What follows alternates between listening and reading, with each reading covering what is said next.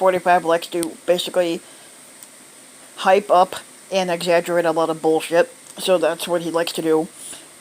So 45 overstated India's progress in achieving universal access to electricity, and he skirted the facts about sanitation and exaggerated his own administration's record as part of a 36-hour visit to India to reaffirm ties with the Prime Minister out there, Modi.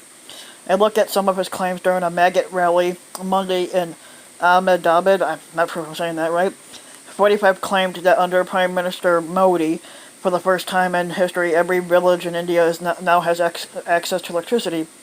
The fact is, his suggestion that all of India now has access to electricity is false.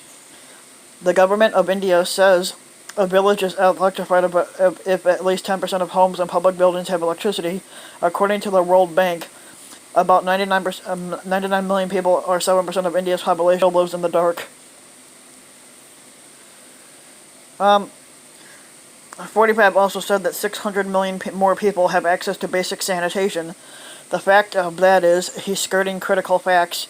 It's true that India has built more than 110 million new toilets since Modi's government came to power in 2014, leading to increased access to basic sanitation, but implementation has been spotty in a country where venturing into the fields to defecate has been widespread and accepted, which back then that's what they did. More than 60% of India's 1.3 billion people live in more than 600,000 villages. Poor villagers who couldn't build toilets in their homes chose open fields, forests, ditches, and other open spaces to piss and defecate in, and that cultural practice has been slow to change.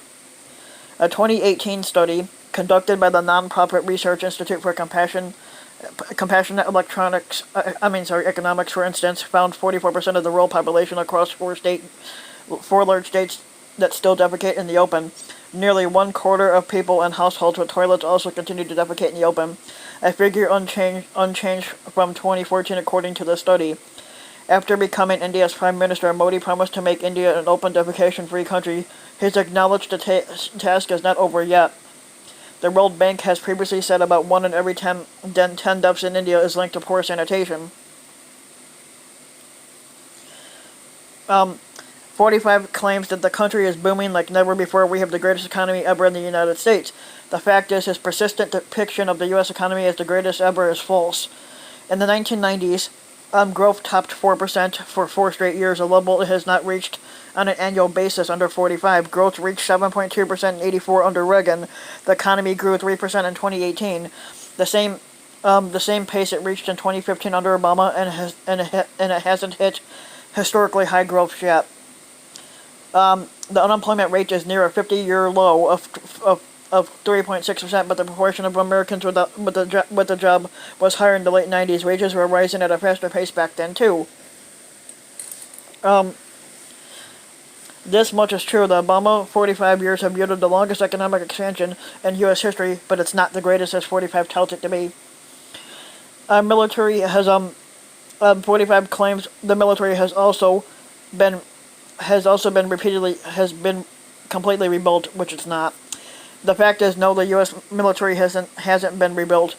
The 45 administration has accelerated a sharp build-up in U.S. defense spending, but it will take years for freshly ordered tanks, planes, and other weapons to be built, delivered, and put to use.